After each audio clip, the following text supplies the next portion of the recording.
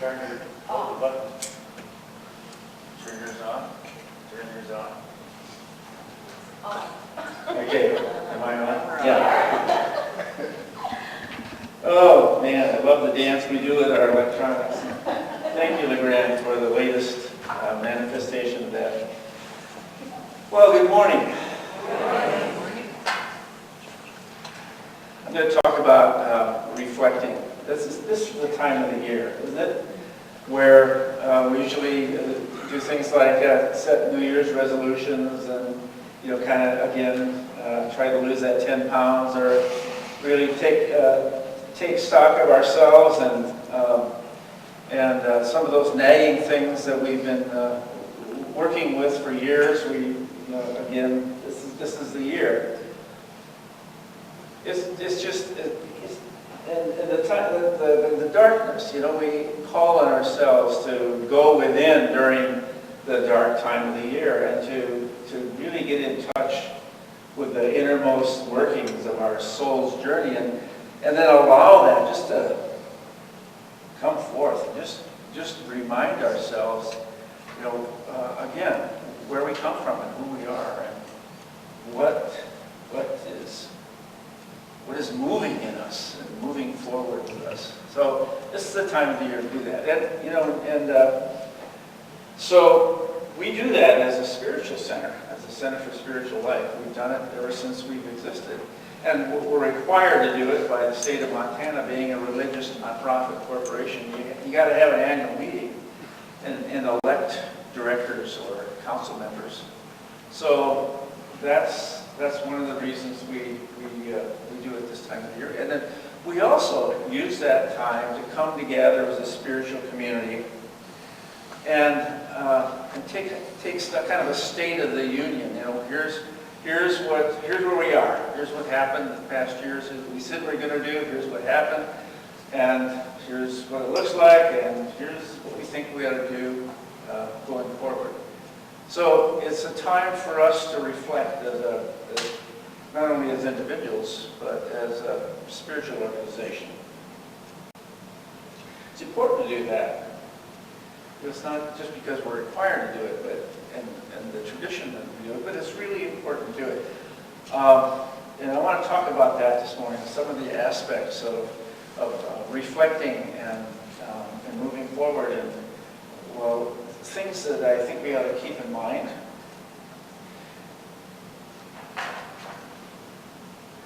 That when we do this, we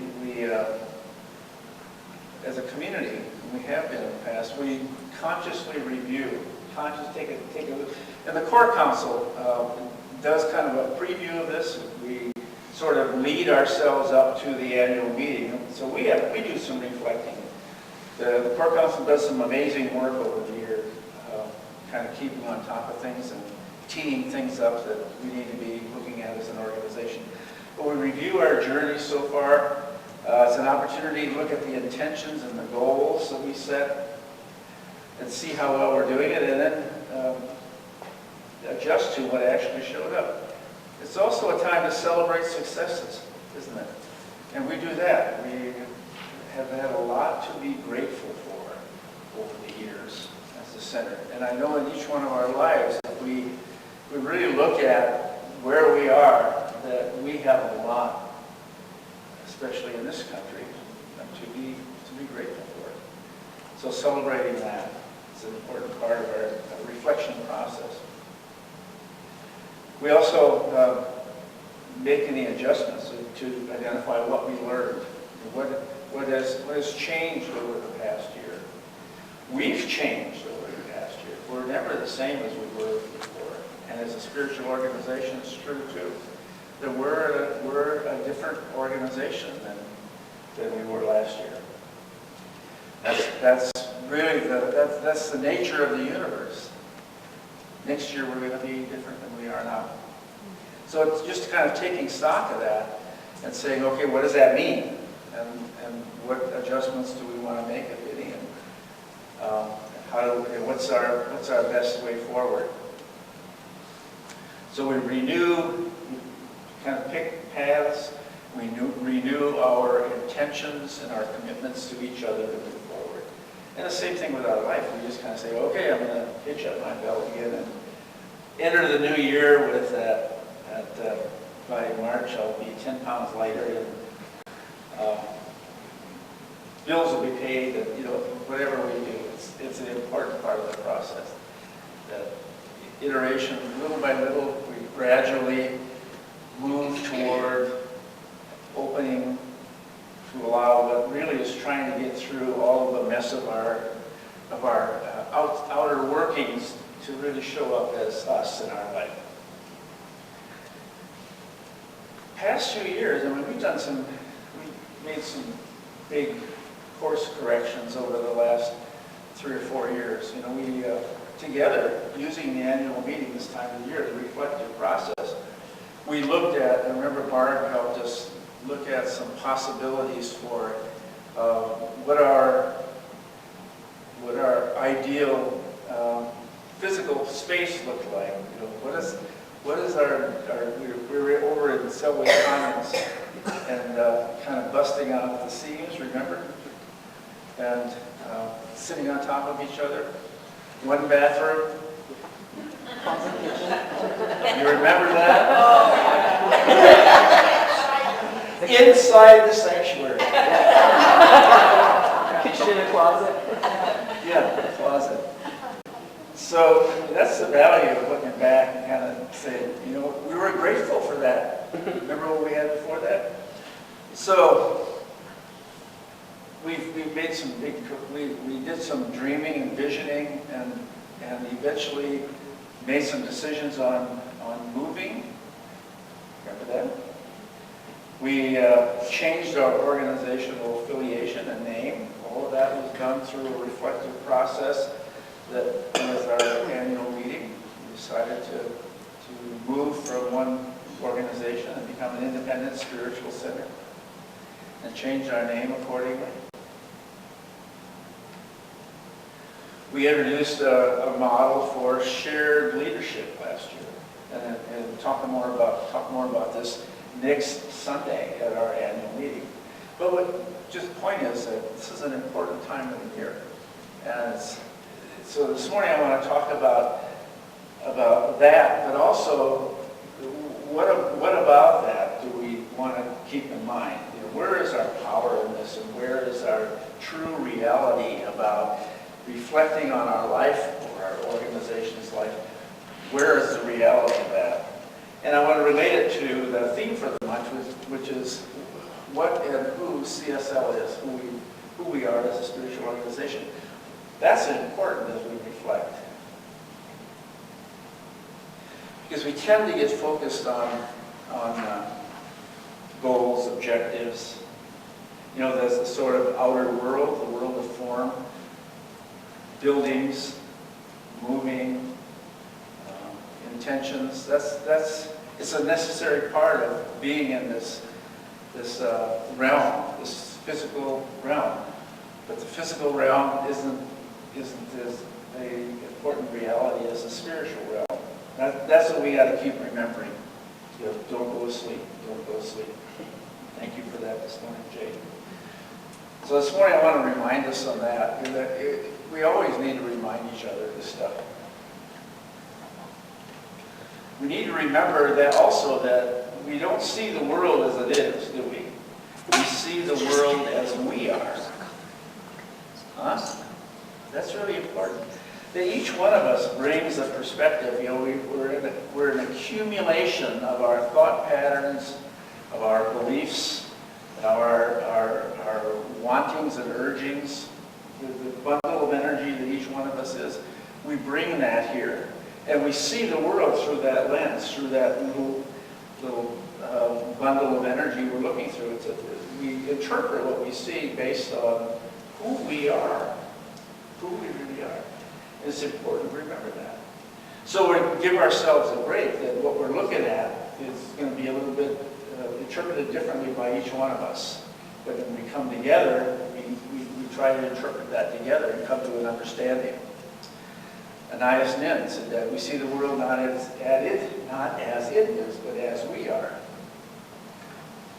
So it's important to know that what we're looking at, it's important to know that we we strive for clarity. And when we look at things through the spiritual lens, we see more clearly. We see the clarity. We see what's really happening. We see that what shows up for us is a measure or an indication of our consciousness, of what we're carrying, what kind of belief patterns, that when things don't change on the outer world, we really need to look at the inner world. Who do we say we are? Who are we trying to be? Ernest Holmes says that life is a mirror. It reflects back to us exactly what we project into it. So life keeps showing up for us according to our thought patterns, how we see the world, our beliefs, and our feelings about it. That's what the universe reads each one of us. We're just little bundles of energy sitting in this room. And the universe is responding to us according to what we're looking at right now and how we're interpreting it and how we feel about it. So that is the thing that is continually a challenge for us in this. We have a foot in each world to remember that our state of being right now is the most important thing we can attend to. In addition to the goals and objectives and the intentions, but what we think about it, our attitude about what we're looking at is way more important than what we think we're looking at, the objective thing. Got that? And that's really it. So at this time of the year when we reflect, that's really important to remember. And whatever shows up, we need to express gratitude, no matter what it is. There's from God's vantage point, everything shows up. Life happens in a pattern, sometimes greater and more mysterious than we can understand. I mean, we just don't see all the patterns. And just having that mental framework, the attitude that life happens and is continually expanding, expressing a greater version of God as itself. I know that, and I'm looking at something that doesn't look pleasant or pleasing or positive to me. It's important for me to remember that. I know as we go through our organizational change, I find myself kind of looking at some things and getting, and say, well, is this ever going to work? Is this, and I fortunately have people around me who kind of, raise an eyebrow and remind me that life is a mirror. It reflects back to you. Oh, yeah. It reflects back to you what you project into it. And so that's why we're here as a community, to remind each other. Even the spiritual leader needs reminding. We're just schmucks on a bus. Right? Good schmucks. What? Good schmucks. Good schmucks. So that's why we chose this theme for January, is who and what CSL is. It's really important to keep looking at it and keep listening to versions of who we are and reaching continually for the highest expression of that, of ourselves, of each other, of our organization. And especially this time of the year. You're a child of the universe. No less than the stars and the trees. You have a right to be here. And whether or not it's clear to you right now, no doubt the universe is unfolding just as it should. That's important to keep in mind as we reflect and we do our little machinations as we're moving forward. We're a child of the universe and it's unfolding just as it needs to. So, I'm going to talk a little bit about who are we as a community. And that's, as I said, that's really important as it sets our framework for how we see the world and how we see what's in front of us. We do locate at the time. So, one of the ways we can say who we are, I always like to think of us as little bundles of energy. If you think of it that way, this little bundles of energy kind of come together, and so they interact with each other. And you know that each little bundle of energy is different. But together, there's a kind of a bigger bundle of energy. Like the murmurations of birds flying together. You ever see the starlings? And they usually don't bump into each other. Sometimes we bump into each other. But the energy, the collective energy that we create together is what CSL is, in my view. It's the energetic, is in what we're projecting into that mirror of life, we're going to get back to us. And so it's really important for us to kind of keep that in mind, the spiritual aspect of our journey together. One way to describe it, so we get together, we try to put this down on paper so that we kind of we agree on this. One of the ways that we've done this is our mission and vision, that we're a welcoming and inclusive community dedicated to celebrating individual and collective spiritual growth. Our purpose is to love, inspire, serve, and teach in our community and the world through spiritual practice, learning, music, and play. So one of the ways that we try to gather that energy and describe it and say who and what CSL is with our mission and vision. And on our website, you can find also some other things. So that's, when we say that's who and what CSL is, we try to describe that. But it's way more important to describe how CSL is, how we are. 5 minutes, good.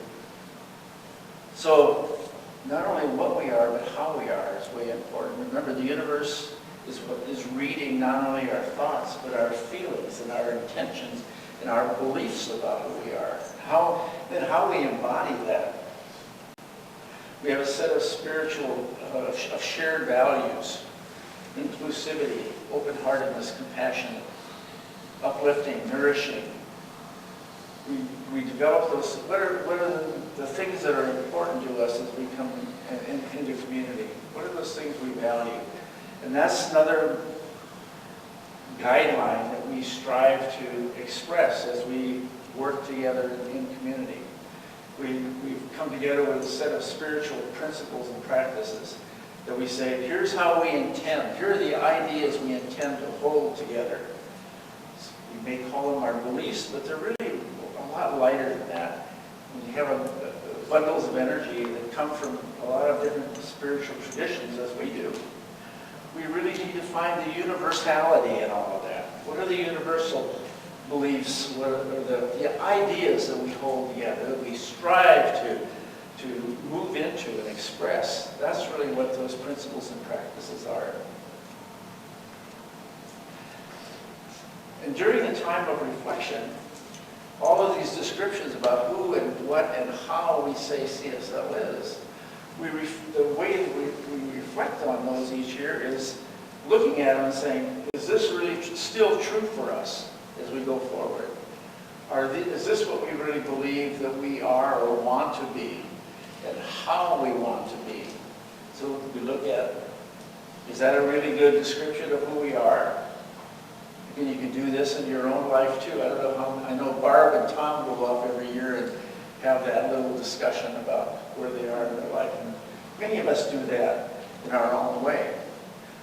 But one of the things to look at is, who are we and how are we?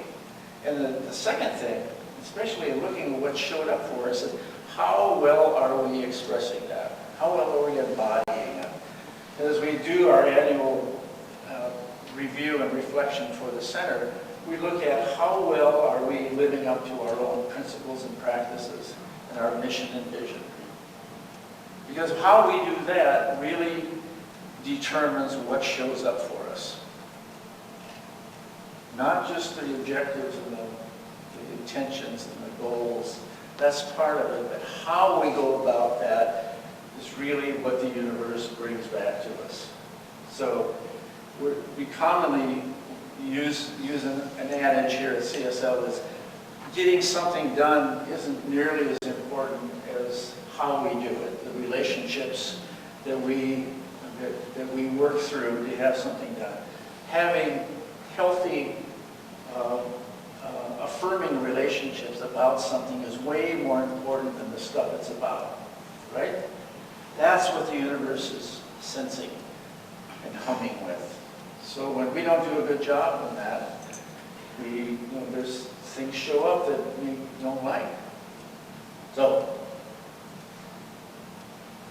Eckhart Tolle reminds us that we don't become good by trying to be good, by trying to be compassionate, by trying to be any of these qualities. But by finding that goodness is already deep inside of us. You know, by trying to be good, it's superficial.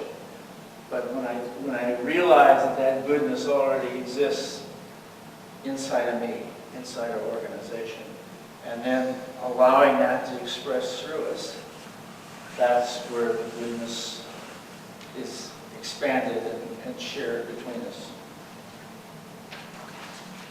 So we reflect and we remember who we are. We check out who am I and how am I being? Am I expressing the highest ideals? Am I truly believing and expressing and embodying that I'm a child of the universe? No less than the trees and the stars. No less than the trees and the stars. Am I embodying that? Am I remembering it? What will show up for us in this moment and the next moment and the next moment? Really what we need to keep remembering. I need to keep remembering. More clarity, we feel more aligned when we do that.